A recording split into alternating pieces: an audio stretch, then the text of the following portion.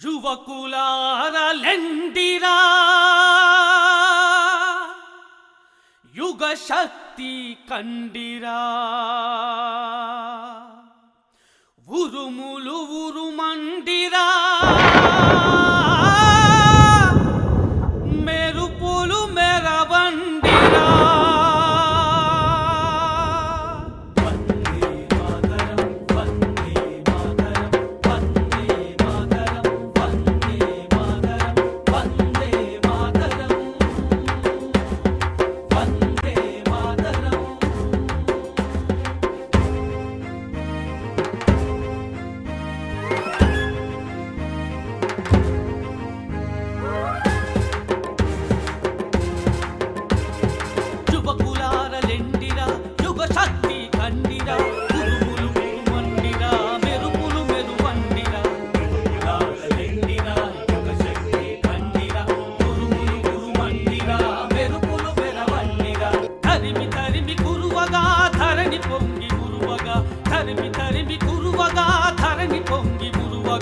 వేద భూమి పండుగ భేదములే కుండగా యువతరం నవతరం మనతరం వందే మాతరం యువతరం నవతరం మనతరం వందే మాతరం వందే మాతరం వందే మాతరం యువకులారలెండిరా యుగ శక్తి కండిరా గురువులు మందిరా మెరుపులు మెరువండిరా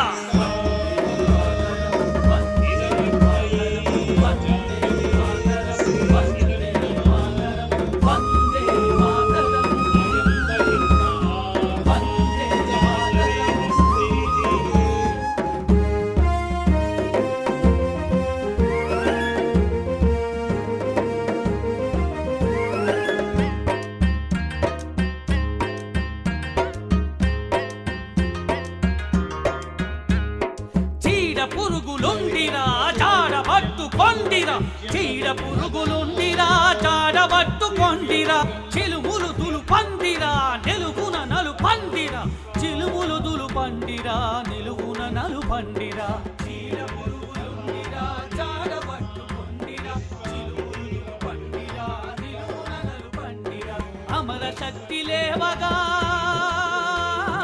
అసుర శక్తి చావగా అమర శక్తి లేవగా అసుర శక్తి చావగా క్షణం మరువకుండగా చరిత్రమాయ కుండగా గిరిజనం హరిజనం పురజనం రాష్ట్రభక్తి నిర్మాణం గిరిజనం హరిజనం పురజనం రాష్ట్రభక్తి నిర్మాణం యువకులారలెండిరా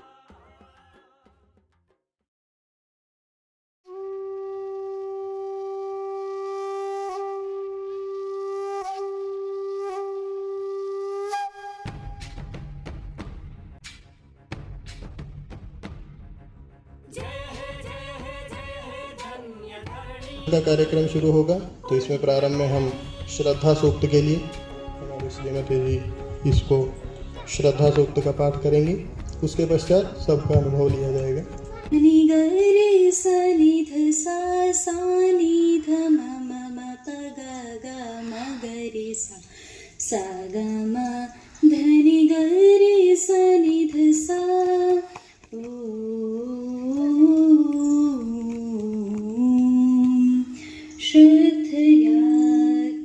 श्रद्धयाग्निसमेध्यते श्रद्धया हूयते हविः श्रद्धां भगस्य मूर्धनि श्रद्धया वेदयामसि श्रद्धया वेदयामसि ॐ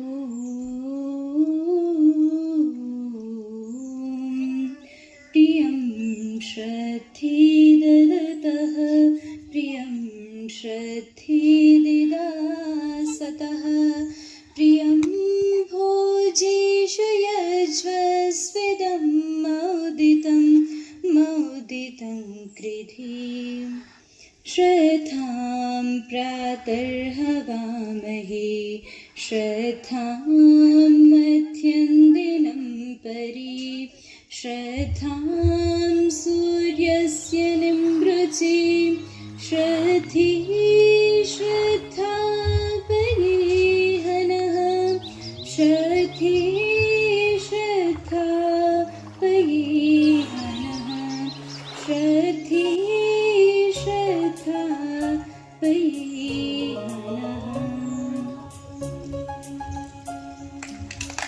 మధ్యన అగ్నిముని వానప్రస్థి గారు, సుభాషాలు అగ్నిముని వానప్రస్థి గారు కొంచెం వచ్చి మీ ఉద్బోధన గురించి చాలా వీరిలో చాలా మిగతా ఉన్నది ఇంకా ప్రఖరంగా మాట్లాడుతారు. మంచిగా విషయాలను ప్రస్తుతీకరణ బాగుంది. మీరు ఒక 10 నిమిషాలు వచ్చి మీ విచారాన్ని ఎల్లండ రఘుమణ కవిశాస్త్రం నుండి ప్రథమ వర్ధంతోత్సవంలో వేదికను అలంకరించినటువంటి పెద్దలు, వేద విఘ్నులు మరియు సభా మంటపాన్ని అలంకరించినటువంటి వేద శిక్షకులు, నాకు ఆచార్య నుండి రఘుమన్న గారికి 1998లో మా సోదరుడు సమానటువంటి కృష్ణారెడ్డి పిలుపులకు నేను రివెన్స్ ఇన్స్పెక్టర్గా పనిచేసే రోజుల్లో రఘుమన్న గారిని అక్కడ మొట్టమొదటిసారిగా చూడడం జరిగింది. వారి ప్రఖ్యాతులు గతంలో విన్నట్టు అక్కడ విన్న తర్వాత నాలో ఒక సృజనాత్మక బయలుదేరింది. తర్వాత 2000 సంవత్సరంలో కవిరాజు యోగమని ప్రారంభంలో అక్కడ నేను పోయిన తర్వాత కూడా నాలో ఒక అగ్నికణం అనేది బయలుదేరి అక్కడి నుంచి నాకు పత్రికా సంపాదకులు బుక్స్ రావడం ప్రారంభమైంది. సభలో వాళ్ళ అనుకోవడం నేను చేయాలని అనుకుంటున్నా. నేనొక మంత్రంబునై ఋషుల హృదయంతరమునందు నిండు ఈ మానవ జన్మలోనే పరమాత్మని ఆప్తుని ప్రాప్తయుక్త సంధాన విధాన దాన పరిధానము దానము ధ్యానమునై సమాధానమునై విలీన విభూది నయదన్. ఇక్కడ కవిశాసన 2000 సంవత్సరాల చరిత్ర మనము కావ్యరంగంలో పరిశీలన చేస్తే మన గురువు లాంటి వ్యక్తి టార్చ్ లైట్ పెట్టి చూసినా కూడా దొరకడు. ఆ సాహిత్యంలో మొత్తం కడిపారాలన్న 2000 సంవత్సరాలు. ఆ మధ్యలో అంతా రాసలీలు, రంకులీలు, బొంకులీలు, రాసలీలు ప్రజలు పట్టించుకోలేదు. పౌరాణికమని చాలా క్షుణ్ణంగా ఆ విధంగా చెప్తూ రాశాడు. అందుకొరికే ఒకసారి మనము 10వ శతాబ్దికి వెళ్తే శ్రీకృష్ణదేవరాయల పీరియడ్లో కాలంలో అల్లసాని పెద్దన్న గారికి మాత్రమే అక్కడ రాజు గండబిండని దొరుకుతాడు. ఆ తర్వాత కాలంలో 500 సంవత్సరాల చరిత్రలో గండమెండేరం దొరికినట్టు మహాకవి ఎవరంటే మన రఘుమన్న గారే. తెలుగుదేశం ప్రభుత్వం లోపల రామచంద్రరావు గారి గండబిండను దొరికించి అక్కడ కవిశాసన బిరుదం ప్రభుత్వం ద్వారా ఇవ్వడం జరిగింది. మరి ఎటువంటి శిఖరమో చూడండి. ఆ సభ లోపల అక్కడ పడడం జరిగింది రఘుమన్న గారు. అది నేను 10 నిమిషాలు టైం ఇస్తాను, అడిగడుగు అనుకరిస్తాను. ఇమ్ముగ కావ్యలో కంబును ఎవడురా కవిరాజ సుయగమను చేసి నా నిగమన ఘన తరంగములో రమబాణముగోసే ఆధునిక సాహిత్య రాక్షస వర్గ దుర్గ ప్రాంగణమును మోసే వది కుమలను దోసే విశేష జగము సాక్షిగా. ఇక్కడ చూస్తే కవిత్వంలో ఎన్నో సాహిత్యాలు వచ్చినాయి. ఋషి దయానంద సరస్వతి వేదంలో ప్రపంచంలో ఉన్నటువంటి వేద జ్ఞానము ప్రచారం చేస్తూ అవైదిక గ్రంథాలను ఖండం చేసినట్టు ఏ విధంగానే ఆ విధంగానే ఈయన యుగంలో మన రఘుమన్న గారు సాహిత్యాన్ని 2000 సంవత్సరాల సాహిత్యాన్ని అంతా వడగొట్టి అతను రాసినటువంటి 12 గ్రంథాల లోపల ప్రభుత్వానికి సబ్మిట్ చేయడం అనేది అది ఒక మహత్తరమైన విషయమే. 2000 సంవత్సరం లోపల 13 లక్షల రూపాయలు గవర్నమెంట్ యూజీసీ గవర్నమెంట్ ఈ యొక్క సాహిత్యాన్ని రాయమని చెప్తే, అంతకుముందు యొక్క ఆచార్యులు ఒక 2 సంవత్సరం పరిశోధన చేసి మాకు చేతగాదయ్యా అని ప్రభుత్వానికి యూనివర్సిటీ సబ్మిట్ చేస్తే, అప్పుడు మన గురువైనటువంటి రఘుమన్న గారు తెలుగు భాష అధ్యక్షుడు ఉస్మానియాలో పనిచేసేటప్పుడు అప్పుడు రఘుమన్న గారికి అది సబ్మిట్ చేస్తే అక్కడ 6 గంటలు తపస్సు చేసుకుంటూ 12 గ్రంథాలు రాసి ప్రభుత్వాన్ని సబ్మిట్ చేశారు.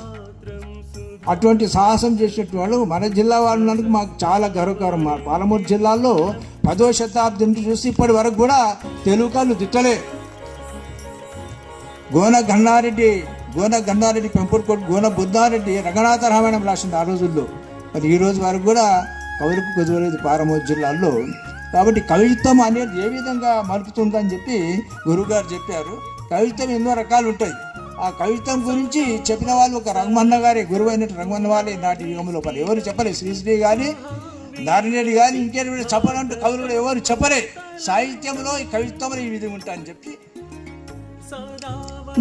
ఇక్కడ ఏమన్నట్టే కమనీయ రవణీయ కవనీయ సవనీయ ఇదండి. ఒక్కసారి కవిత్వంలో ఇన్ని రకాలు ఉంటాయని చెప్పినవాడు ఆధునిక యుగం లోపల మన యొక్క వెళ్ళంట రకమన్న కవి చదువునట్టు ఆచార్యుడు. కమనీయ రవణీయ కవనీయ సవనీయ వరణీయ తరణీయ వరము కవిత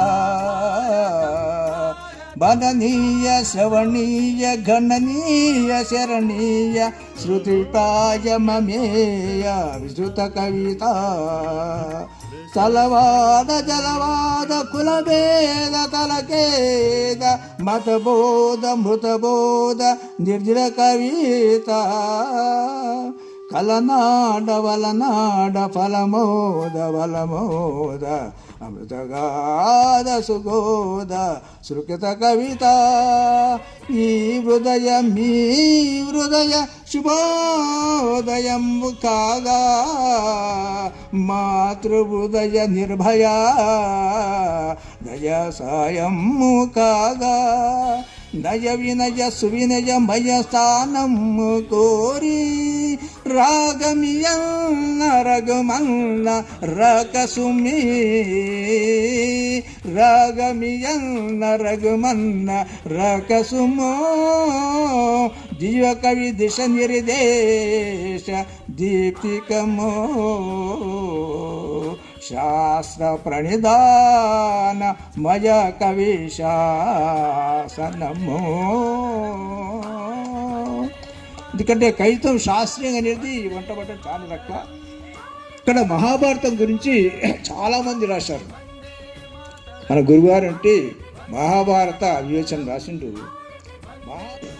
हर वर्ष जो इस प्रकार कार्यक्रम होगा उसमें आप सभी एक शोध पत्र लाएं तो आपको सबको अवसर मिलेगा, फिर उसको हम प्रकाशित भी करेंगे, ऐसा मैं आप सबसे कहता हूँ.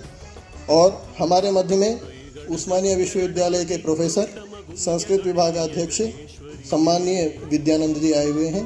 मैं आपसे विनती करता हूँ कि आप यहाँ मंच पे आएँ.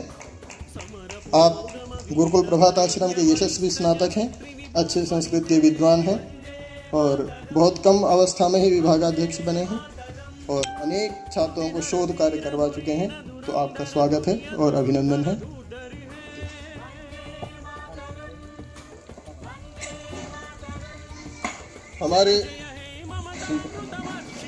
हमारे गुरुकुल के बड़े अच्छे सहयोगी श्रीमान नारायण जी, उनका सम्मान कर रहे हैं. अब हमारे मध्य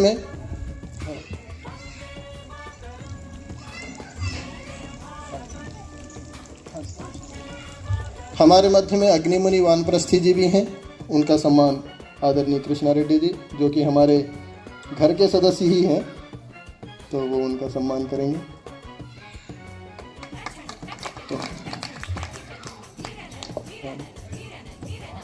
और शाहबाद में गुरुकुल चला रहे हैं हमारे सोमशेखर जी, ये भी बहुत अच्छी बात है.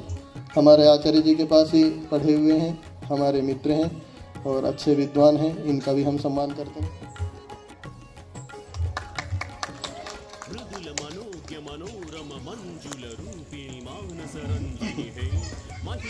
अब हमारे मध्य में एक और हमारे यहाँ पर भी पढ़े थे हमारे गुरुकुल में पहले, फिर आदरणीय गुरु जी के पास भी पढ़े। तो गणपति जी जो कि उपाचार्य के रूप में यहीं गुरुकुल में शाहबाद में हैं, तो ये भी बड़े काफ़ी समय उन्होंने यहाँ कई वर्ष बिताए हैं, तो वो हमारे मध्य कुछ अपने अनुभव रखेंगे। तो हम उनको निवेदन करते हैं वो आए और अपने कुछ विचार प्रस्तुत करें। तो गणपति जी आपका स्वागत है। यतो यतः समीहसे ततो नो अभयं कुरु, शन्नः कुरु प्रजाभ्यो भयं न पशुभ्यः। ओम शांति शांति शांति।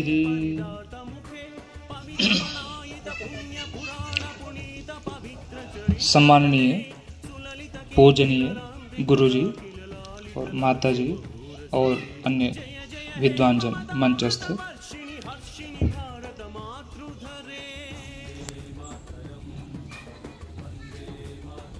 మన భారతీయ సంస్కృతి అనేది ఒక మహా దివ్య జ్యోతి. ఆ దివ్య జ్యోతికి మూలమైనటువంటిది మన వేదం.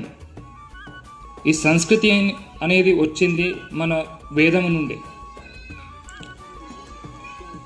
ఆ భారతీయ సంస్కృతిని, ఆ వేదాలను చాలా गौरविస్తుండే गुरुजी.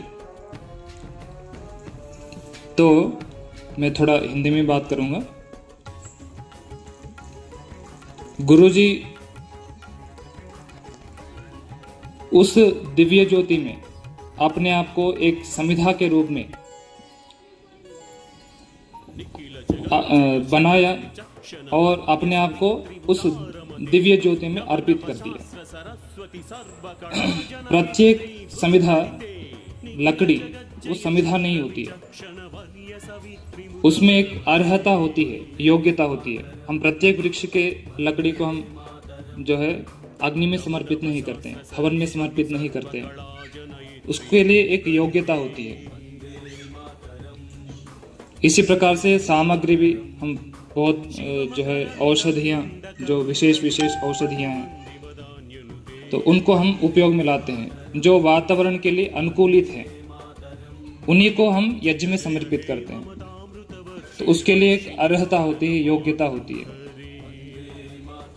तो इसी प्रकार से गुरुजी ने अपने आप को एक योग्य बनाया, बहुत पुरुषार्थ किया. उन्होंने वेदों का स्वाध्याय किया, बल्कि हमारे जैसे वो गुरुकुल में नहीं पढ़े.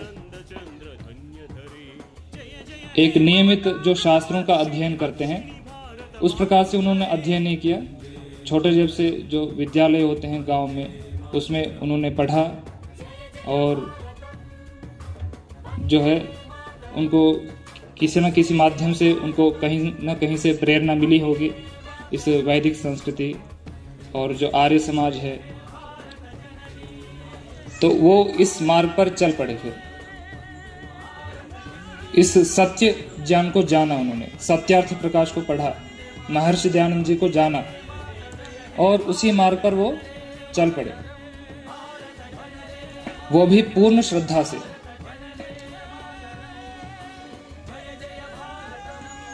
तो हम भी अपने आप को एक सुयोग्य संविधा बनाए इस देश के लिए, इस संस्कृति के लिए. वे जो है अपनी जो भारतीय वेशभूषा है उसका भी बहुत, उसके प्रति बहुत रुचि रखते थे. भाषा है, भाषा भी बहुत सुमधुर बोलते थे. जितने अच्छी वो तेलुगु जानते थे उतना वो संस्कृत भाषा को भी जानते थे. हमारे साथ संस्कृत में ही बात करते थे. वो नियम बताते कि तुम्हें संस्कृत में ही बोलना है. तो लगभग हमने जो बोलचाल जो है गुरुजी से ही सीखा है संस्कृत. आप उनके जो कवित्व देखेंगे, कविताएं देखेंगे, उसमें भी लगभग 90% संस्कृत ही मिलेगा आपको, संस्कृत के पद ही मिलेंगे. तो संस्कृत के प्रति बहुत श्रद्धा रखते थे. वो ईश्वर की भाषा मानते थे. ईश्वर की भाषा तो ही देव भाषा है संस्कृत, तो उसको उसी रूप में वो स्वीकार करते थे. अतः उसमें ईश्वर को देखते थे। ईश्वर और ईश्वर की जो भाषा है वो अलग नहीं है, वो एक ही है। ईश्वर और ईश्वर का जो ज्ञान है वो एक ही है, वो दोनों अलग अलग नहीं है। उसी प्रकार से जितना ईश्वर से प्रेम करते थे उतना ही ईश्वर की जो भाषा है, देव भाषा है, उससे उतना ही प्रेम करते थे। तो हमें बहुत प्रकार से वो प्रेरित करते थे। मुझे अभी भी उनके मैं एक अनन्य शिष्य हूँ, ऐसा मैं गर्वित महसूस करता हूँ। उनके बताए जो बात हैं, प्रेरणाएं मुझे अभी तक प्रेरित करते ही रहते हैं। चाहे वो हमारी जो भाषा है, अंग्रेजी भाषा को वो तो बहुत विरोध करते थे, क्योंकि उसमें कोई सार ही नहीं है, उसमें कोई विज्ञान नहीं है। जो सत्य है उसी को स्वीकार करना, सत्य के ग्रहण करने और असत्य को छोड़ने में सर्वथा उद्यत रहना चाहिए। जो सत्य है तो वो हमारी भाषा है, ईश्वर के द्वारा जो सीधा प्रदत्त है, जो देव भाषा है, तो उसी को स्वीकार करते हैं, उसी को हमें प्रेरित करते थे गुरुजी। और चाहे वेशभूषा भी हो, तो वेशभूषा में भी हमेशा वो जो हमारी भारतीय वेशभूषा है उसी को ही पहनते थे वो। और जो है प्रत्येक वस्तु में वो ईश्वर को ही देखते थे, चाहे वृक्ष हो, चाहे वनस्पति हो, चाहे कोई मनुष्य हो, तो ईश्वर के देखते हुए उसके साथ व्यवहार करते थे। वृक्षों के साथ बहुत जो है श्रद्धा रखते थे, वृक्षों की सेवा करते थे। यहाँ पहले जब यहाँ गुरुजी आए थे तो यहाँ कोई भी वृक्ष नहीं थे लगभग। ये जो आप जो वृक्ष देख रहे हैं, तो यहाँ पर जल की भी व्यवस्था नहीं थी। तो वो जो सागर है, उस सागर से धो करके लाते थे और उन वृक्षों को प्रदान करते थे। हमारे आने से पहले वो पूरा जो है एक व्यवस्था बना करके रख दिया था। तो बहुत पुरुषार्थ किया हमारे लिए, और उस पुरुषार्थ के फल को हमने पाया। और जो है मेरे अंदर बहुत सारी भावनाएं हैं, पर समय की कमी है, तो मैं इतना ही कहता हूँ। और हमारे अंदर भी ईश्वर वही ज्योति और उस योग्यता को हमें प्रदान करें। इस जो भारतीय संस्कृति है उसमें अपने आप को एक आहुति के रूप में प्रदान कर सकें, ऐसी योग्यता हमें ईश्वर प्रदान करें। ऐसा कहते हुए अपनी वाणी को विराम देता हूँ। ओम शांति।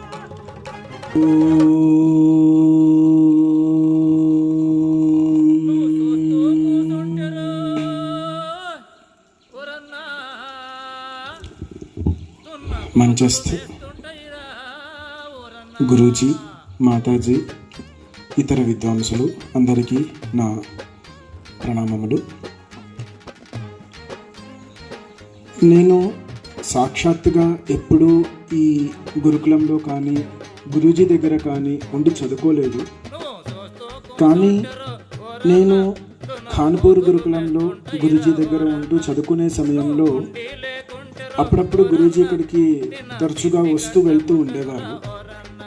అప్పుడు ఈ ప్రాంతం యొక్క రమణీయత, ఈ ప్రాంతం యొక్క ఈ గురుకులం యొక్క విశిష్టత గురించి మాకు చెప్తూ ఉండేవారు. అప్పుడు నాకు అనిపించేది, నేను రంగారెడ్డి జిల్లాలోనే ఉంటాను, ఈ ఆశ్రమం కూడా గురుకులం కూడా ఇక్కడనే ఉంది, ఎప్పుడో ఒకప్పుడు వెళ్ళి చూడాలి అనేసి. అలా నా విద్యాధ్యయనము పూర్తయ్యాక అప్పుడప్పుడు మధ్యలో కనీసం ఒక 10-15 సార్లైనా గురుజీ దగ్గరకు వచ్చి కలుస్తూ వెళ్తూ ఉండేవాడిని. ఇక్కడ ఉన్నవాళ్ళు దాదాపు అందరూ గురుజీకి చాలా సన్నిహితంగా ఉన్నవాళ్ళు, గురుజీ దగ్గర అన్ని విషయాలు తెలుసుకున్న వాళ్ళు. నాకన్నా ఎక్కువనే మీ అందరికీ గురుజీ గురించి తెలుసు అని నేను భావిస్తున్నాను. కానీ నా జీవితంలో నేను గురుజీ దగ్గర కొన్ని విషయాలు ఏవైతే నేర్చుకున్నానో వాటి గురించి నేను ఇక్కడ మీకు చెప్పాలనుకుంటున్నాను. ముఖ్యంగా గురుజీ దగ్గర నేర్చుకున్నది ఏంటి అంటే, మనకి మన సంస్కృతిలో ఒక వాక్యం వస్తుంది, ధర్మో రక్షతి రక్షితః అనేసి. అంటే మన మూలాలని, మన ధర్మాన్ని మనం రక్షించకపోతే వెళ్ళినప్పుడే మన దేశాన్ని, మన ధర్మాన్ని, మన సంస్కృతిని, మన సభ్యత్వాన్ని అన్నిటినీ కూడా ముందుకు తీసుకెళ్ళగలుగుతాను. ఇది నేను ముఖ్యంగా గురుజీ దగ్గర నేర్చుకున్నాను. రెండవది, గురూజీ ఎప్పుడు ఇంతకుముందు కూడా ఆచార్య చెప్పారు, ఆచార్య గణపతి గారు తెలుగు భాషలోనే మాట్లాడుతుండే అన్నారు.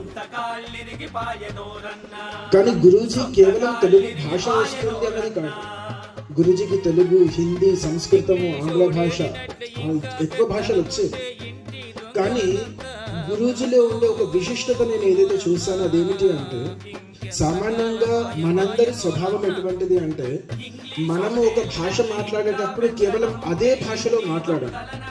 ఆ భాష మాట్లాడేటప్పుడు మధ్యలో ఇంగ్లీష్ కానీ లేకపోతే హిందీ కానీ ఏదో ఒక శబ్దాలని, వేరే పదాలను కూడా అక్కడ ఉపయోగిస్తూ ఉంటాం. అంటే మనలో ఒక ఏమంటారు కాన్సన్ట్రేషన్తో, ఇంగ్లీష్లో చెప్పాలి అంటే సూక్ష్మంగా ఆలోచిస్తూ మనం మాట్లాడే మాటలను గమనిస్తూ మాట్లాడడము అన్నది మనలో లేదు. అది నేను గురూజీలో చాలా గమనించాను. ఎప్పుడు ఏ భాషలో మాట్లాడుతుండేమో ఆ భాషని తప్ప మధ్యలో ఇంకొక భాష అన్నది దాంట్లో వాళ్ళు ఎప్పుడూ కూడా కలిపేవారు కాదు. అంటే అంత సూక్ష్మంగా తన బుద్ధిని ఉపయోగిస్తూ ఉంటారు. దానితో పాటు నేను గురుకులను స్థాపించక ముందు 2-3 సార్లు గురుజీ దగ్గరకు వచ్చి కలిశాను. అప్పుడు కూడా కొన్ని విషయాలు గురుకులం ఏ రకంగా నడపాలి, ఏ రకంగా ముందుకు తీసుకెళ్ళాలి, వీటి గురించి కూడా చెప్పారు. దానిని ఇప్పటికీ మేము అక్కడ పాటిస్తున్నాము. ఇంకా చాలా విషయాలు మాకు గురూజీ నేర్పించినవి. తను ఈరోజు పార్థివ దేహం తనది ఇక్కడ లేకపోయినప్పటికీ కూడా తను చెప్పిన విషయాలు, తను చెప్పిన ఉపదేశాలు, తన ఆశీర్వాదం అన్నది ఎప్పటికీ మనతో ఉంటూ దానిని మనం ముందుకు తీసుకెళ్ళగలిగితే వారి చెప్పిన మార్గంలో మనం ముందుకు వెళ్ళగలుగుతాము. అదే మనము వారికి ఇచ్చే శ్రద్ధ అనేసి నేను భావిస్తున్నాను. ఇంత చెప్తూ నా మాటలను విరమిస్తాను. ధన్యవాదాలు.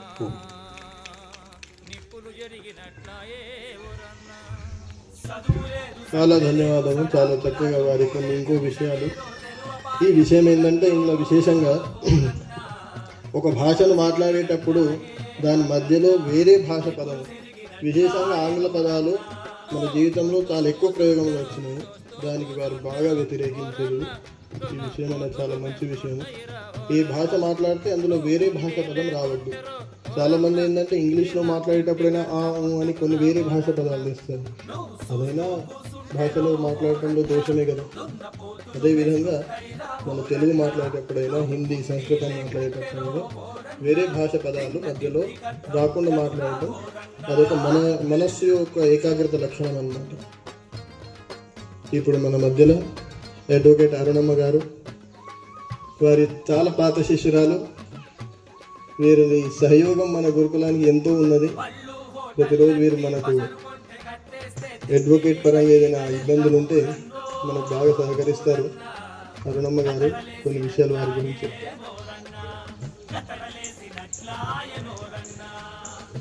వేదికను అలంకరించిన పూజ్యులు, పెద్దలు, ఈ సమావేశానికి విచ్చేసినటువంటి మిత్రులు, ఈ ఆశ్రమంతో అనుబంధం ఉన్నటువంటి అందరికీ నా నమస్కారం. ఇంత తొందరగా కవిశాసన రఘుమన్న గారి సంస్మరణ దినం చేసుకోవాల్సి వస్తుందని అనుకోలేదు. మన మధ్యలో ఆయన ఇంకొక 20 సంవత్సరాలు ఉంటారనిపించింది. ఇంత సడన్గా మనల్ని వదిలేసి వెళ్ళిపోతారని అనిపించలేదు. ఆయన ఎప్పుడు కలిసినా కూడా నేను ఇంకొక 20 సంవత్సరాలు ఉంటా, నాతో మీరు పని తీసుకోండి అని ఆయన ఒక రకంగా హెచ్చరిక చేసేవాళ్ళు. చాలా బాధేస్తుంది. ఆయన మన మధ్యలో లేకపోయినా ఆయన ఇచ్చినటువంటి బలం మనతో ఉంటుంది, ముందుకు నడిపిస్తుంది అని చెప్తూ, నేను రఘుమన్న గారికి చాలా ఇష్టమైన శిష్యురాల్ని, ఒక రకంగా డాటర్ను అనొచ్చు. నేను ఇక్కడ వేరే భాష మాట్లాడుతున్నందుకు మొట్టమొదట క్షమించాలి, ముందు మా గురువు గారు క్షమించాలి. ఆయన ఆత్మ ఎక్కడున్నా కూడా ఎప్పుడు మా మధ్యలో వాగ్వివాదం ఉంటుండే. నేను మాట్లాడేటప్పుడు ఇంగ్లీష్ వర్డ్స్ యూజ్ చేస్తే ఆయన అందరి ముందు తిట్టేవాడు, ఇదేందిరా ఇంగ్లీష్ మాట్లాడుతుంది ఎప్పుడు అని చెప్పి. నేను ఇంటర్ చదివేటప్పుడు సార్ నాకు గురువు గారు నాకు నా డీటెయిల్ చెప్పడానికి వస్తుండే. అప్పట్లో డాక్టర్ బిఆర్ఆర్ గవర్నమెంట్ కాలేజీలో రఘుమన్న గారు లెక్చరర్గా పనిచేసేవాళ్ళు. ఒక 2000 కంటే ఎక్కువ సంఖ్య ఉన్నటువంటి అతిపెద్ద కళాశాల అది. అక్కడ రఘుమన్న గారి నేపథ్యము, ఆహార్యము, ఆయన నడక, ఆయన పద్ధతులు ఎంతోమంది విచిత్రంగా చూసేవాళ్ళు. అంటే అరిగించుకునే వాళ్ళు కాదు అసలు. ఒక నడిచి వస్తున్న డాక్టర్ రాధాకృష్ణన్ లాగా ఉండేవాళ్ళు సార్ అప్పట్లో. మా క్లాస్ రూమ్లో కూడా సారు మమ్మల్ని అటెండెన్స్ పిలిచేటప్పుడు క్రమసంఖ్య 1 అని పిలుస్తుండే. మేము ఎస్ఆర్ అంటే ఇక మాకు ఆ రోజు వంగబెట్టి గుద్దుతుండే. ఆడపిల్లలైనా సరే మమ్మల్ని వంగబెట్టి గుద్దుతుండే. మా పుస్తకానికి ఒకవేళ మేము అట్ట వేసుకోలేదనుకోండి, వేసుకోకుంటే దీనికి రైకి ఎందుకు వేయలేదురా అని చెప్పి అసలు ఆయన భాష, ఆయన మాట ఎవ్వరు కూడా తప్పు పట్టే వాళ్ళు కాదు. ఆడపిల్లలను కూడా వంగబెట్టి గుద్దుతుంటే సంతోషంగా స్వీకరించే వాళ్ళం, కానీ మేము ఇంత పెద్దగైనాక సారు మమ్మల్ని కొట్టడం ఏంటి అని ఎవ్వరం కూడా వ్యతిరేకత చేసే వాళ్ళం కాదు. అయితే సార్ ఇన్స్ట్రక్షన్స్ ఖచ్చితంగా ఉంటుండే. ఎవ్వరు కూడా తెలుగు తప్ప ఇంకొకటి నా తరగతి గదిలో మాట్లాడడానికి వీల్లేదు అని చెప్తుండే. దానికి ఆయన క్రమసంఖ్య 1 అంటే మేము ఉపస్థితోస్మి గురువు అంటుండే. ఒకటి నేను ఇన్నేది వచ్చిన పంతులు అంటుండే. అరే వాడు వాసన పడతాడా, తీసుకుపోయి బయట పడేసి రాబోండ్రా అని కూడా అంటుండే. సో పిల్లలతో ఆయన ఎంత మమేకమవుతుందంటే అది మాకు ఒక క్లాస్ రూము, ఈయన మాకు క్లాస్ టీచరు, మేము ఇట్లా ఉండాలి అనేది ఉండేది కాదు. ఆయన పిల్లల్లో పిల్లోడైపోయి ఎంతో సంతోషంగా మాకు ఒక చదువు చెప్పడానికి వచ్చిన గురువు లాగా కాకుండా మాతో ఆడుకోవడానికి వచ్చినటువంటి ఒక సహా విద్యార్థి లాగా మాతో ఉండేవాడు. ఆయన మాతో ఉన్న రోజులు మేము ఎప్పటికీ మర్చిపోలేము. ఒక తారే జమీన్ పర్ అని ఒక సినిమా వచ్చింది హిందీలో. ఆ సినిమాలో టీచర్ స్టూడెంట్ తోటి ఎట్లుండేవాడో ఆ సినిమా చూసినప్పుడల్లా నేను మా రఘువన్న గారిని గుర్తు చేసుకునేదాన్ని. ఇంకొకటి ఏంటంటే క్లాస్ రూమ్ లో ఇదేంటిరా నాన్ డీటెయిల్ ఏంటి, నాన్ డీటెయిల్డ్ అంటే చెప్పాల్సిన అవసరం లేనటువంటి ఒక పుస్తకం, ఒక సబ్జెక్ట్ ఇదేం చదువుకుంటాం, ఇంట్లో చదువుకోండి మీరు అని చెప్పి మాకు ఒక లయ ఇస్తుండే. ఒక లయ ఇచ్చి మీరు దీనిపైన క్లాస్ 40 నిమిషాలలో అయిపోయే లోపల మీరు దీనిపైన మాకు వచనా కవిత్వం రాసి నాకు ఇవ్వాలని చెప్తుంది. సార్ ఇచ్చినటువంటి ఒక ఇన్స్పిరేషన్, మోటివేషన్ తోటి ఆ రోజుల్లో మేమందరం కవులైపోయినాం. మా కాలేజ్లో 2000-3000 మంది స్టూడెంట్స్ ఉంటే ప్రతి ఒక్కరము కవులమే. నేను ఒకప్పుడు కవిని అని చెప్తాను, ఇప్పుడు కాదు. నేను అప్పుడు సారు పీరియడ్లో నాకు వ్యాసరచన పోటీల్లో కాలేజ్ ఫస్ట్ నేనే, ఈవెన్ వచన కవిత్వంలో నేనే ఫస్ట్. పల్లెల్లో ప్రజాజీవనం సారు రాసి PhD వచ్చినటువంటి ఒక బుక్ నాకు బహుమతిగా కూడా వచ్చింది. మన చరిత్రను కాపాడడానికి మన మధ్య ఉద్భవించినటువంటి ఒక 2వ ఛత్రపతి శివాజీ అని రఘుమన్న గారిని అనొచ్చు. మనం మన జాతికి, మన దేశానికి, ప్రపంచానికి ఒకప్పుడు తల్లి అయి, విశ్వానికి ఒక గురువు అయి, వేదభూమిగా, పుణ్యభూమిగా, ధర్మభూమిగా, కర్మభూమిగా, సాక్షాత్తు దేవభూమిగా ఉన్నటువంటి మన దేశ సంస్కృతి, మన దేశము అంతరించిపోయి ఈ నట్టనడి బజార్లో అడుగు తినే పరిస్థితి, మనకు జీవన మూల్యాలను కూడా అడుగు తినే పరిస్థితి వచ్చినటువంటి ఇట్లాంటి సందర్భంలో రఘుమన్న గారు జన్మించి మనందరికి ఒక మోటివేషన్ ఇచ్చింది అని చెప్పడానికి నేను గర్విస్తున్నాను. గురువు గారు మీరు ఎక్కడున్నా, మీరు ఉన్నప్పుడు మేము ఇంకా ఎంత రియలైజ్ అయ్యామో, ఆ తర్వాత మేము ఇంకా మీరు ఇచ్చినటువంటి మోటివేషన్ తోటి ముందుకెళ్ళి మన ధర్మాన్ని, మన విలువలను కాపాడడానికి ఎప్పుడు ముందుంటామని ప్రతిజ్ఞ చేస్తూ నాకు ఈ అవకాశం ఇచ్చిన మీ అందరికీ కృతజ్ఞతలు. చాలా ధన్యవాదాలు అరుణమ్మ గారు. చాలా వారి పాత శిష్యురాలు, అందుకని ఏదైతే పాత వారికి సంస్మరణలు ఉందో చాలా బాగా చెప్పారు. ముఖ్యంగా విషయం ఏంటంటే విద్య చదువుకోవటము, మళ్ళీ దాన్ని గుర్తుపెట్టుకోవటము, అదైనా చాలా విశేషం. ఏదైతే గురువుల విశేషతలో అంతే శిష్యుల విశేషత అయినా ఉన్నది. అందుకనే వారికి ఈ విషయంలో మంచి అవగాహన ఉన్నది. ఇప్పుడు మన మధ్యలో భరతముని వానప్రస్థి గారు, మీరైనా ఒక 5 నిమిషాలు కొన్ని సంస్మరణలు చెప్పాలని కోరుతున్నాను.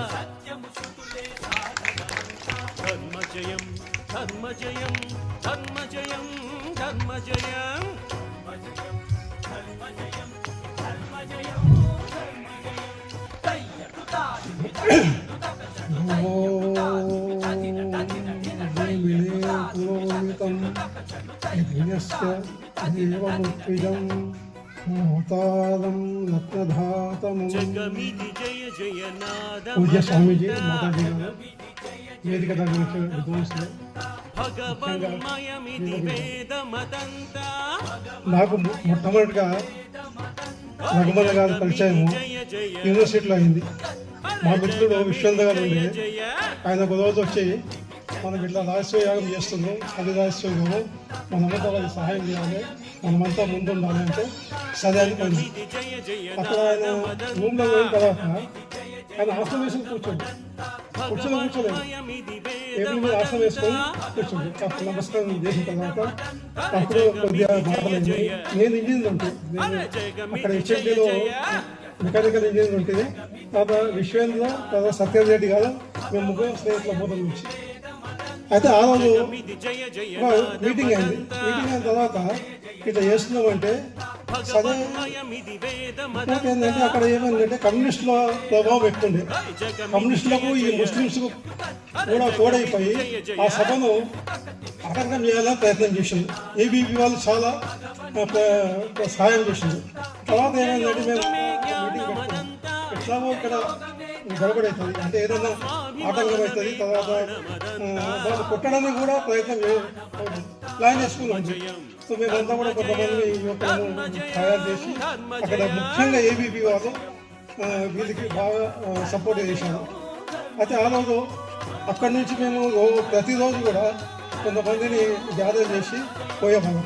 అయితే అనుకోకుండా ఏమైందంటే ఆ రోజు ఎప్పుడైతే ఉందో ఆ రోజు నేను ఆన్ డ్యూటీ మీద బయటకు వెళ్ళాల్సి వస్తుంది. 29 ఫిబ్రవరి 2000 రోజు మాత్రం లేదు. నేను అంతకుముందు గురుగారు చాలాసార్లు కలిసాము, మేమంతా మాట్లాడుకుంటుంది. ఆయన చెప్తుండే మీరంతా ప్రయత్నం చేయాలి, మీరంతా కూడా వీళ్ళు ఈ కులకుంకలు అంటే కమ్యూనిస్టులను కులకుంకలు వాళ్ళు, ఈ కులకుంకలు, ఈ మతవాదులు, ఈ యూనివర్సిటీలో అంతా తిష్ట చేసిందో వీళ్ళందరూ పాల్గొనాలి మీరంతా కలిసి అని చెప్తే మేమంతా కూడా ప్రయత్నం చేసేవాళ్ళం. ఇది అట్లా మాకు పరిచయం అయింది.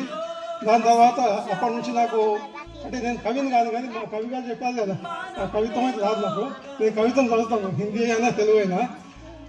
అప్పటి నుంచి ఆయన పుస్తకాలు చదివాను. తర్వాత ఆ భావాలు నేను అర్థం చేసుకోగలుగుతాను. ఎందుకంటే నేను కూడా మొదటి నుంచి ఆర్య సమాజంలో నాకు వేదధర్మము పట్ల అవగాహన ఉంది. సో ఆ వేదాలను కవిత్వ రూపంలో రాశాడు కదా, అది చాలా బాగుంది. సో అదేవిధంగా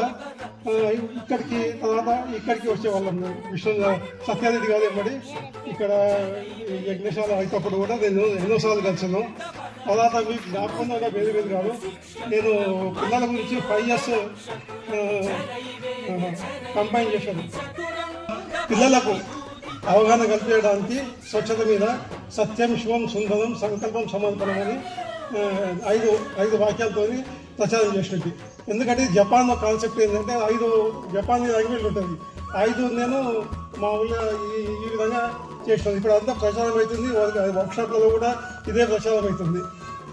అంటే ఎందుకు చెప్తున్నా అంటే మన భారతీయ సంస్కృతి పట్ల మనకందరికీ, గురువుగారికే కాకుండా మనకందరికీ కూడా అవగాహన ఉండాలి. కానీ ఎక్కడ పోయినా కానీ మనం ప్రయత్నం చేయాలి, ఏ విధంగా చేయాలి, నయానా భయానా ఏ విధంగా మనం తోచుకొని పోవాలి. కానీ ఈ విధంగా నాకు గురువుగారితో పరిచయం ఉంది. సో ఈ అవకాశం ఉన్నందుకు ధన్యవాదాలు. భరతముని వానప్రస్థి గారు చాలా మంచి పాత విషయాలు, ఏదైతే వామపంథులు, క్రిస్టియన్లు, మతవాదులు ఏదైతే ఉన్నాయో వారితో ఏ విధంగా చదువుకోవాలో దాని గురించి వేదమే సంపూర్ణ సమాధానం పుస్తకం వారిది ఉన్నది. అందులోనే ఎంతో రాసినారు. ప్రామాణిక భాషా వివేచనాలు అందులో అయినా వారి గురించి ఎన్నో విషయాలు రాసినారు.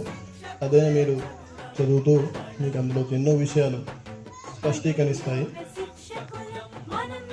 ఇప్పుడు జ్యోతి ప్రజ్వలన చేస్తాము. జ్యోతి ప్రజ్వలన చేసి పుస్తకావిష్కరణ కార్యక్రమం ఉంటుంది. దాని తర్వాత శ్రీమతి కృష్ణారెడ్డి గారు పుస్తకాల పరిచయం ఇస్తారు. జ్యోతి ప్రజ్వలన గురించి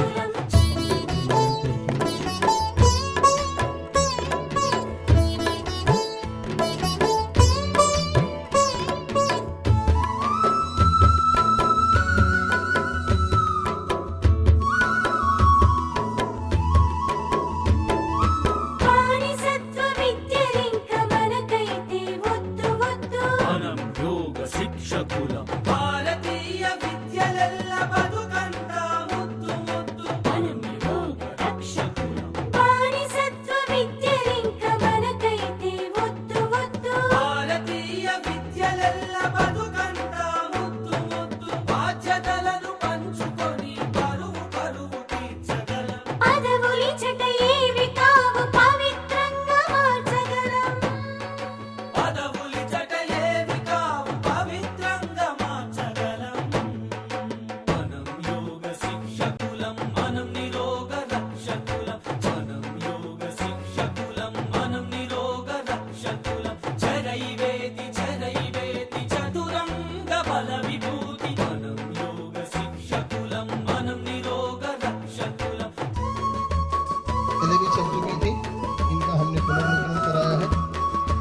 संपादन में हमारे मरी कृष्णा रेड्डी जी, वो मरी कृष्णा रेड्डी, इनका बड़ा योगदान रहा है।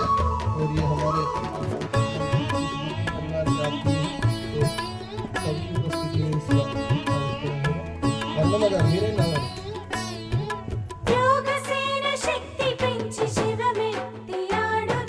మనం యోగ శిక్షకుల శీలవంతమైన స్వాభిమాన గీతి పాడుదా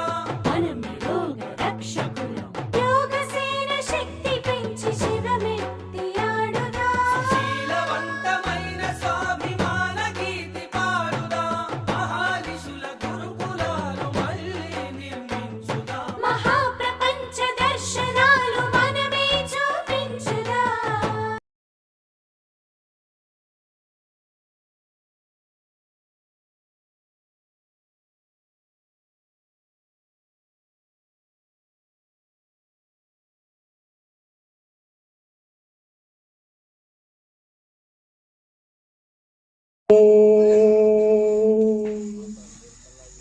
यो भूतं च भव्यं च सर्वं यश्चाधितिष्ठति स्वर्यस्य च केवलं तस्मै ज्येष्ठाय ब्रह्मणे नमः. వేదికను అలంకరించిన పరమ పూజ స్వామీజీ మరియు మాతాజీ మరియు వేద విద్వాంసులు, అదేవిధంగా కీర్తిశేషులైనటువంటి కవిశాసన ఆచార్య రఘుమన్న గారి సుపుత్రుడు వేదవీర్ గారు, వారి సుపుత్రిక సుభాషిణి గారు, వారి అల్లుడు గారు ఆచార్య నరేంద్ర గారు, వారి వారసుడైనటువంటి వేద విద్వాంసుడైనటువంటి తేజస్ వారి దంపతి యుక్తంగా ఈరోజు గురువుగారి యొక్క ప్రథమ సాంవత్సరిక కార్యక్రమాన్ని నిర్వహించుకుంటున్నటువంటి ఈ సందర్భంలో విచ్చేసినటువంటి అత్యంత సన్నిహితులైనటువంటి బంధుమిత్రులందరికీ స్వాగతం పలుకుతూ, గురువు గారు సెప్టెంబర్ 27, 1940 నాడు జన్మించారు. సెప్టెంబరు 10 అదే నెలలో 2023 నాడు ఈ దేహాన్ని వదిలివేశారు. తల్లిదండ్రులు కీర్తిశేషులు శ్రీ చెన్నారెడ్డి, శ్రీమతి మాణిక్యమ్మ దంపతులకు 40లో పుట్టారు. వీరి స్వస్థలం వెల్దండ గ్రామం, పాలమూరు జిల్లా, తెలంగాణ. విద్యాభ్యాసము జానపద కవిత్వంలో MA PhD చేశారు. సంపూర్ణ వైదిక వాంగ్మయాన్ని చాలా లోతుగా అధ్యయనం చేశారు. తొలి దశలో ప్రాథమిక పాఠశాలలో ఉపాధ్యాయులుగా పనిచేసి, తరువాత జడ్చర్లో కళాశాలలో లెక్చరర్గా, ఉస్మానియా విశ్వవిద్యాలయం తెలుగు శాఖలో ప్రొఫెసర్గా, తెలుగు విభాగాధ్యక్షులుగా, చివరలో విద్యాపౌరుడు చైర్మన్గా అనేకమైనటువంటి విద్యా సేవలు అందించారు. తర్వాత పదవీ విరమణ చేశారు. వారి యొక్క ప్రత్యేకతల గురించి ఇంతకుముందు వక్తలు చెప్పారు. వస్త్రేణ వపుషావాచ విద్యయా వినయేన చ అన్నట్లుగా వారి యొక్క వస్త్రధారణ, వారి యొక్క మాట తీరు, వారి నడవడి అందరినీ విశేషంగా ఆకర్షించేది. ఆచార్య రఘుమన్న గారు చిన్నప్పటి నుంచి భాష వేషభూషలతో పాటు దేశం ధర్మం పట్ల కూడా గాఢమైన నిబద్ధతతో ఉండేవారు. పాఠశాల మొదలుకొని విశ్వవిద్యాలయం వరకు ధోతి, కుర్తా, పగిడీ ధారణ అంటే రుమాల్ ఆయన ప్రత్యేకతగా మారింది. వారు 8వ తరగతి నుండే స్వయంగా స్వాధ్యాయం, ధ్యానము, పద్యరచన ప్రారంభించారు. 10వ తరగతి తర్వాత కళాశాలలో చేరకుండా స్వయం స్వాధ్యాయంతోనే MA మరియు PhD పూర్తి చేశారు. సంపూర్ణ వైదిక వాంగ్మయంపై స్వయంగా అధ్యయనం చేశారు. వారి వక్తృత్వము, కవిత్వము ప్రసిద్ధి చెందాయి. 10వ తరగతి నుండే యోగ సాధన, ప్రాణాయామం చేయడం వారి జీవితంలో మరో ముఖ్య అంశం.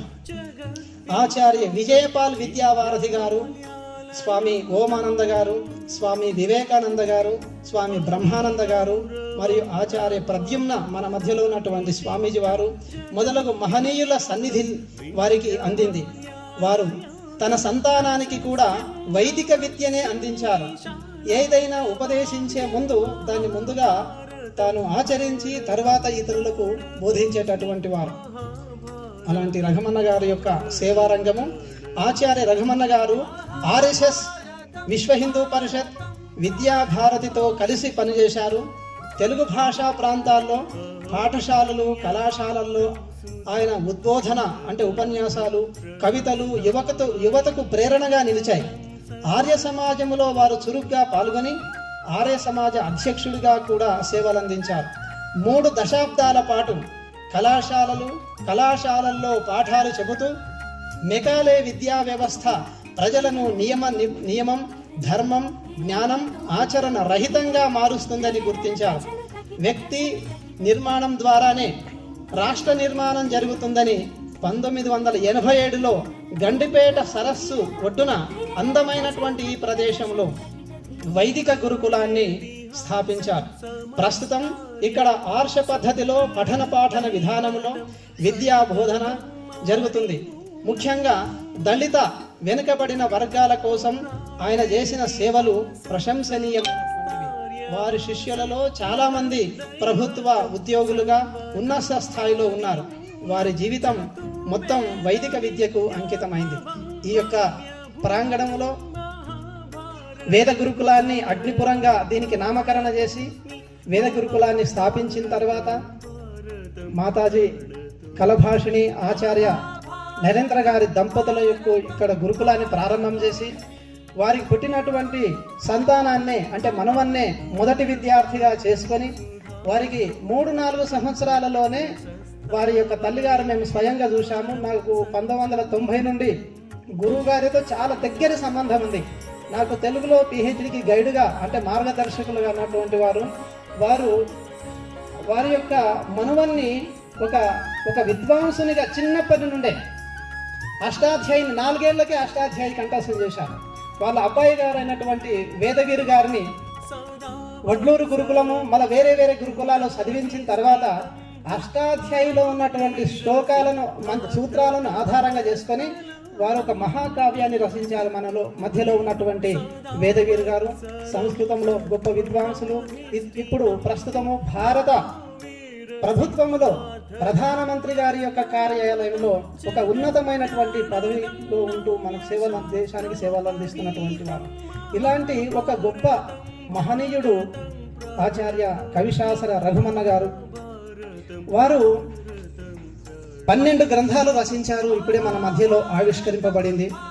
అందులో మొట్టమొదటి గ్రంథము అకాల జ్ఞానతత్వ.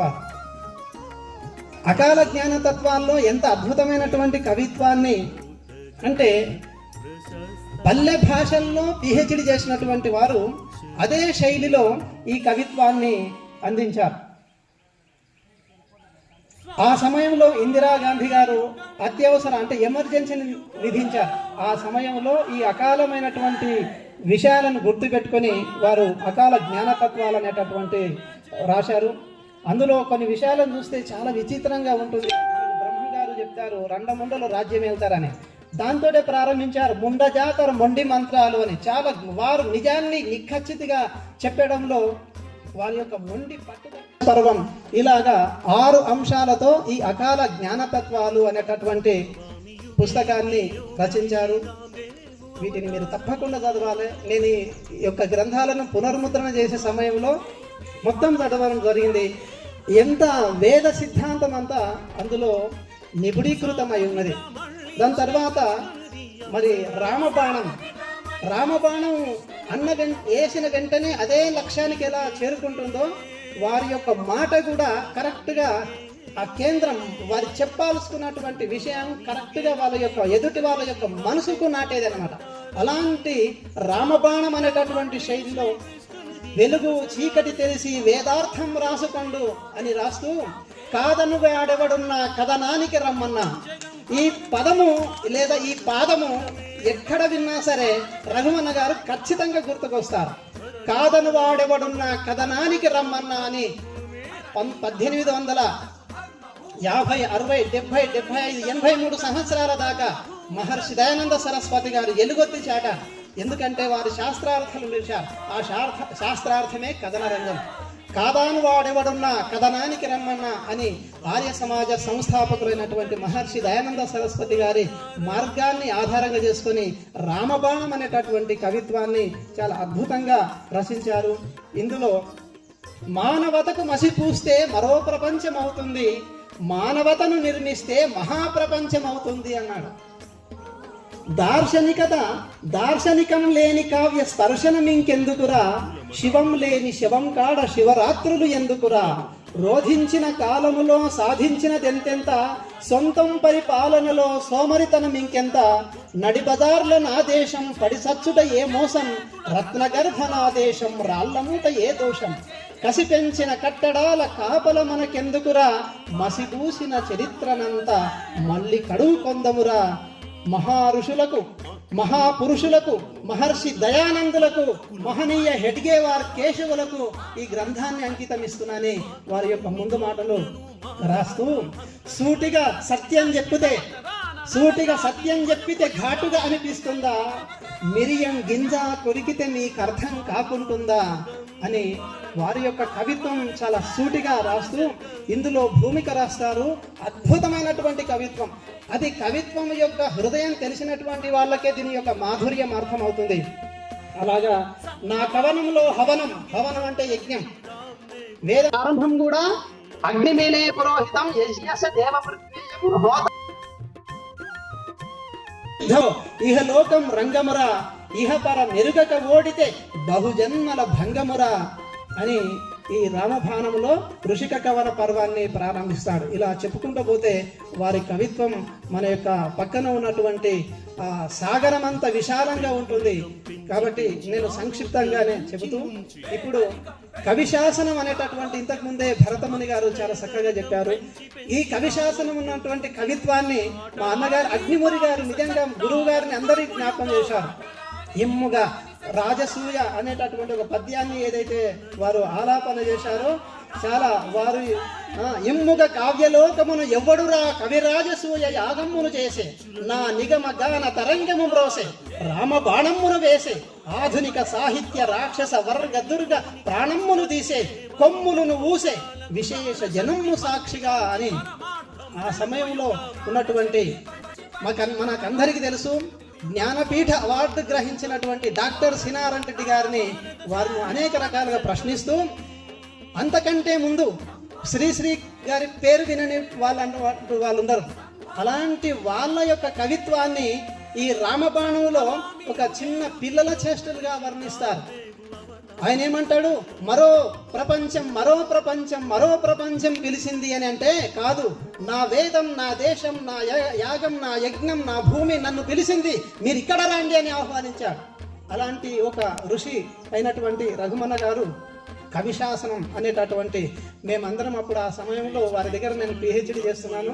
అప్పుడు ఈ యొక్క కావ్యాన్ని ఈ యొక్క కవిశాసనం అనేటటువంటి గ్రంథాన్ని ఎంత ఈ యొక్క సాగర తీరంలో ఒక బండ మీద కూర్చొని వారు ఒక 2-3 రోజుల్లోనే ఈ యొక్క గ్రంథాన్ని రాశారు. ఆ విషయాలను మనకు చెప్పారు. దీని ప్రారంభము మనకు వేదాల తర్వాత బ్రాహ్మణారణ్యక, వేద అంగములు, వేద ఉపాంగములు అన్ని గ్రంథాలు అధశబ్దంతోటే ప్రారంభమవుతాయి. ఇక్కడ అధ అనేటటువంటి శబ్దం మంగళాచరణం.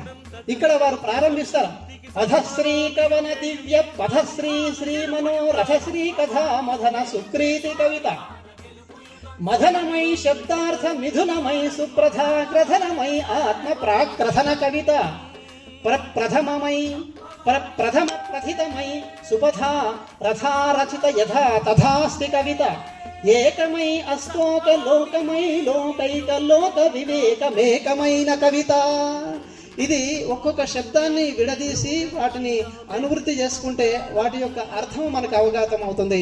ఆ యొక్క శబ్ద గంభీర్యము ఛన్నమై సన్నాహ సంపన్నమైషం నః ప్రసన్నమై ఆత్మ ప్రసన్న కవిత, ఘటనమై అక్షర స్ఫోట విస్ఫోట సంఘటనమై ఘటన ప్రస్ఫుటన కవిత అని ఈ విధంగా 108 చరణాలతో కవిత్వం యొక్క లక్షణాన్ని ప్రతిపాదన చేసి అనేక అంశాలను ఆ సమయంలో ఉన్నటువంటి ఉమ్మడి ఆంధ్ర తెలంగాణ రాష్ట్రంలో ఉన్నటువంటి పండితులందరినీ కూడా ఆహ్వానించి నేను ప్రశ్నిస్తున్నటువంటి ప్రశ్నలకు సమాధానం చెప్పండి అని వేద సిద్ధాంతాలను ముందుంచారు.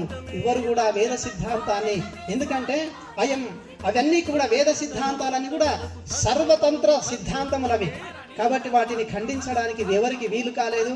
వీరి యొక్క కవిత్వానికి జవాబు చెప్పేటటువంటి వాళ్ళు ఎవరు రాలేకపోవడంతో ఆ సమయంలో వీరికి స్వామీజీ వివేకానంద స్వామీజీ వారు, మేరటి గురుకుల స్వామీజీ వారు విచ్చేసి వారికి కవిశాసనం అనేటటువంటి బిరుదాన్ని ప్రదానం చేశారు. తర్వాత వేద సిద్ధాంతాన్ని ప్రతి ఒక్కరి సామాన్యులకు కూడా అర్థం కావడానికి సిద్ధాంతం అనేటటువంటి గ్రంథాన్ని వీరు రాశారు. ఆ సిద్ధాంతం ఏంటంటే వేదము అర్థం కావాలంటే యోగం అర్థం కావాలి. యోగం చేసినటువంటి వాళ్ళకే వేదం యొక్క సూక్ష్మమైనటువంటి సిద్ధాంతం అర్థమవుతుంది. కాబట్టి తాను ఎరిగితే యోగం, తాను కరిగితే త్యాగం, తాను మరిగితే భోగం, తాను మురిగితే రోగం అని ఆ అనతి శబ్దాలలోనే శాసనం, ఒక్కొక్క శబ్దము దాంట్లో పరిష్కారం కూడా ఉంటుంది. అంత అద్భుతంగా కవిత్వాన్ని చెప్పినటువంటి ఆచార్య కవిశాసన రఘుమన్న గారు సిద్ధాంతం అనేటటువంటి గ్రంథంలో సిద్ధాంతం అంటే ఏంటిది సిద్ధాంతం అని ప్రతిపాదన చేస్తూ ధర్మ సంబంధమైనటువంటి విషయాలను సిద్ధాంతం చేశారు. విశ్వ సామ్రాజ్య శాసనం చేశారు. మానవుడు ఎలా ఉండాలి, వేదమే ఎందుకు పరమ ప్రమాణం అని నిరూపిస్తూ కవి కావ్యం వేద ప్రమాణాల వివేచనం, మాతృ సంహితోపదేశం. వేదాన్ని చాలా మంది ప్రభు సంహితములు అని అంటారు. ప్రభు అంటే రాజు శాసనం చేస్తే ఎంత కఠినంగా అట్లా అనుకుంటారు. వేదం అట్లా ప్రభు సంహితం కాదు, మాతృ సంహితము. తల్లి తన పిల్లను ఒడిలో పెట్టుకొని ఎంత అల్లారి ముద్దుగా బోధిస్తుందో వేదం ఆ విధంగా బోధించింది. కాబట్టి వేదము ప్రభు సంహితం కాదు, మాతృ సంహితం అని స్తుతామయ వరద వేదమాత అనేటటువంటి భావాన్ని ప్రస్ఫుటం చేశారు. తర్వాత భాషా సిద్ధాంతం, భాషా వైజ్ఞానిక తత్వ సిద్ధాంతం, అక్షర తత్వ సిద్ధాంతం, సమాధానం యోగమే, సంపూర్ణ సమాధానం. చెట్టు నాకు నేర్పింది అని ఇక్కడ ఒక చెట్టు ఉంది. వారి అస్థికలను కూడా మేమందరం కలిసి, కుటుంబ సభ్యులందరూ కలిసి, వారు ఎప్పుడు కూడా కూర్చొని ధ్యానం చేసేటటువంటి చెట్టు. ఆ చెట్టు కింద బోధి వృక్షం కింద కూర్చొని బుద్ధుడు ఎట్లయితే జ్ఞాని అయిందో అతడు అహింసా సిద్ధాంతాన్ని ఎలా ప్రబోధం చేశారో అదేవిధంగా గురువు గారు ఇక్కడ ఉన్నటువంటి వృక్షం కింద కూర్చొని ఈ యొక్క కవిత్వాన్ని రచించి మన వేద సిద్ధాంతాన్ని వారు ఈ లోకానికి అందించారు. అదేవిధంగా ఇప్పుడు ఇంకొక గ్రంథము, వేదము స్త్రీహి బ్రహ్మ బభూవిధ అని చెప్పింది. మాతృదేవో భవ అని చెప్పినటువంటి సిద్ధాంతము కేవలము వేదం మాత్రమే. ఏ భారతేతరమైనటువంటి మతాలలో ఉన్నటువంటి వాళ్ళు పురుషుని ఎముక నుండి స్త్రీని తయారు చేశారని చెప్పారు. అలాగా కాకుండా అజ్ఞానంతో కూడింది కాకుండా వేదం చాలా గొప్పగా ఈ స్త్రీ ధర్మాసనం, స్త్రీయే బ్రహ్మ ఎట్లయితే సృష్టి చేస్తాడో స్త్రీ తన యొక్క సంతానాన్ని పునర్నిర్మాణం చేస్తుంది. మాత నిర్మాత భవతి అన్నారు.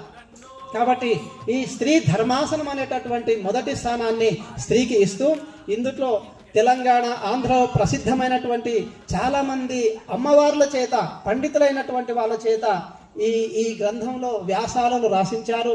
మోసిన దాదిగా బ్రతుకు మొత్తము.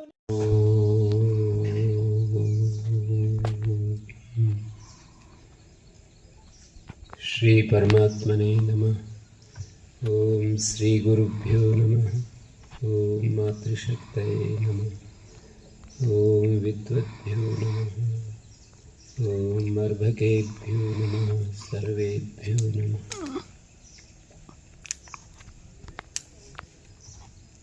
आप सबको मैं प्रणाम करता हूँ। आप सब में भागवत उपस्थिति को प्रणाम करता हूँ, जिसके कारण से हम बोल पाते हैं, सुन पाते हैं, चख पाते हैं, सूंघ पाते हैं, स्पर्श कर पाते हैं, चिंतन कर पाते हैं, मनन कर पाते हैं, जिनके कारण से ये हरियाली दिखाई देती है, जिसके कारण से बादल बनते हैं, वर्षा होती है, हिमपात होता है, ओस पड़ती है, नदियाँ बहती हैं। ये हरियाली कितनी सुंदर रूप लिए हुए इस उपस्थिति से ही अपने समान इस मनुष्य जीव को जन्म देती हैं और दूध बनाती हैं, उनके कारण ही वही भोजन दूध में बदलता है, वही भोजन खून में बदलता है। कैसी विचित्र व्यवस्था है। उस परमात्मा के कारण ही हमारे प्रोफेसर रघुवन्ना जैसे महान लोग अपनी तेजस्विता से इस संसार को खुशबूमय करते हैं। अपने पीछे जो आने वाले लोग होते हैं उनको मार्ग प्रशस्त करते हैं। तो उस परमात्मा सत्ता को हम प्रणाम करते ही रहें विभिन्न रूपों में। उसके अनेक रूप मैंने कहे। परमात्मा की स्वीकृति से हमारे अंदर निर्दोषता आती है। परमात्मा की स्वीकृति से हमें प्रेम भक्ति जागती, हम सहज रह सकते हैं।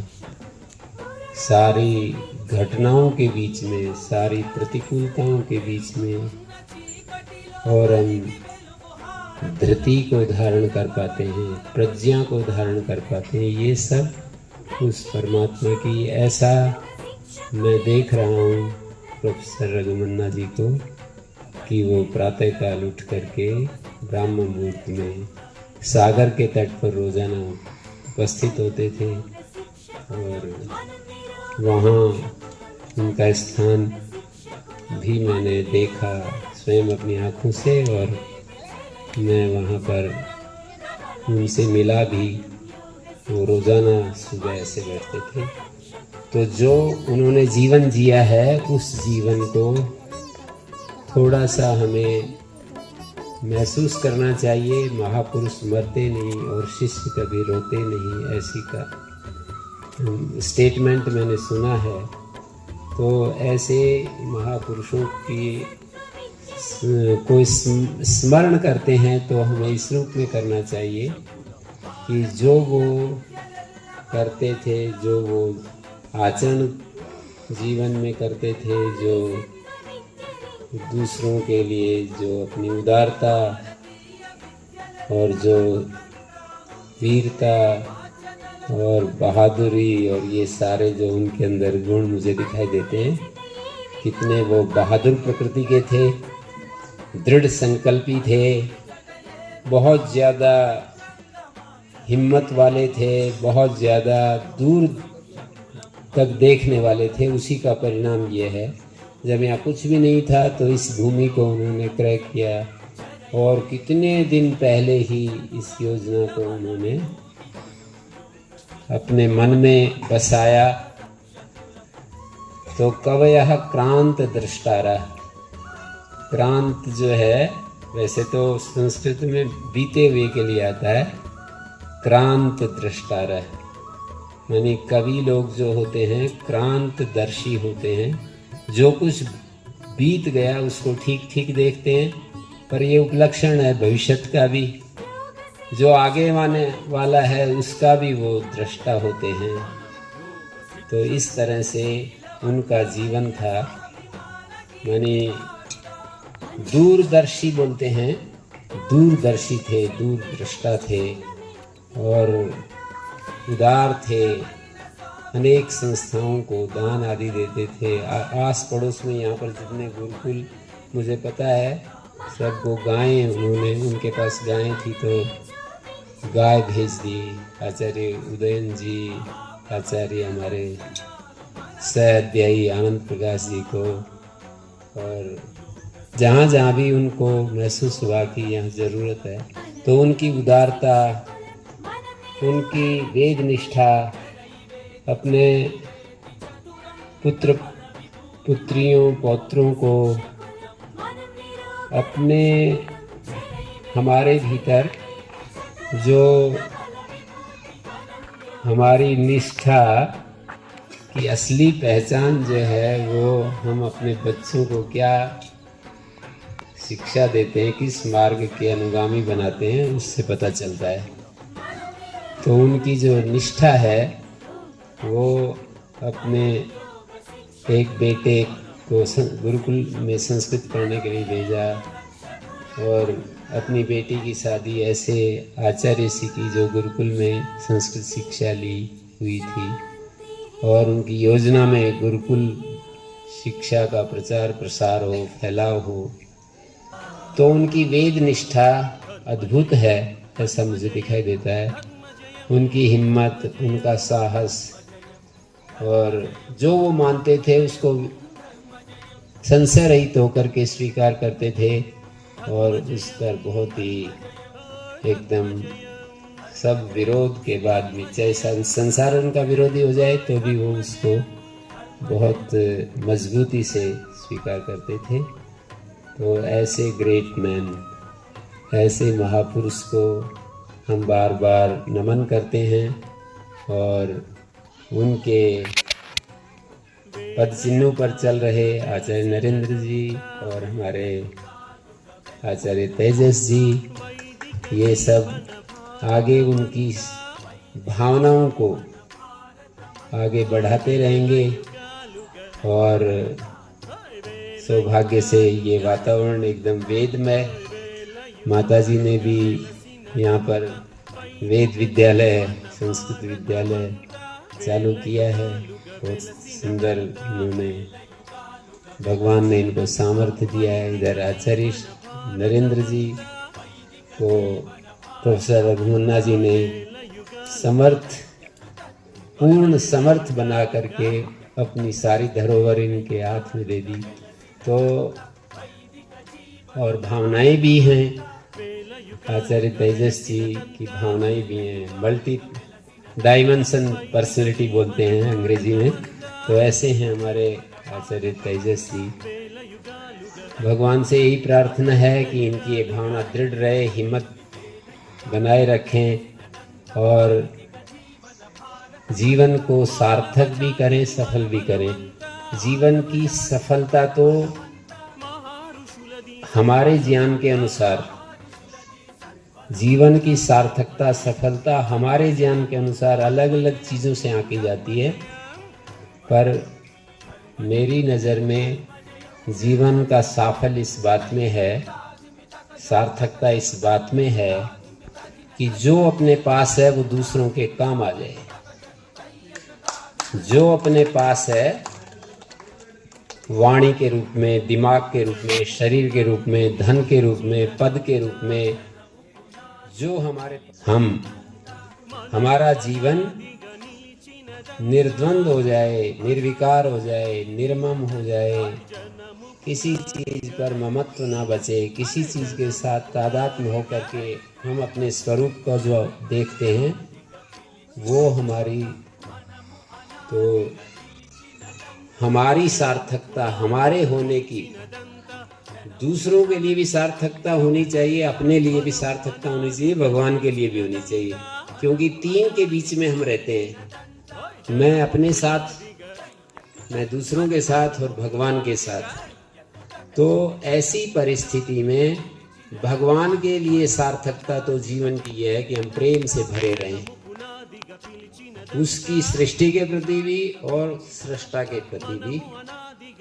सृष्टा के प्रति भी प्रेम से भरे रहें, सृष्टि के प्रति भी प्रेम से भरे रहें। और हमारे लिए सार्थकता ये है कि हम निर्विकार, जो विकार नाम की जो हमारे चित्त में जो परिवर्तन होते रहते हैं, कभी क्रोध के रूप में, कभी लोभ के रूप में, कभी मोह के रूप में, कभी अहंकार के रूप में, कभी ईर्ष्या के रूप में, कभी द्वेष के रूप में, तो इन सब विकारों के बीच में निर्विकार हमारे मन बुद्धि, हम पैदा ही इस तरह से होते हैं जिसमें पहले हमारे मन में ज्यादातर तो विकार होते हैं। कोई कोई एक व्यक्ति किसी दिव्य संकल्प को लेकर जगमिति जय जय नाद मदंता, भगवन्मयमिति वेद मदंता।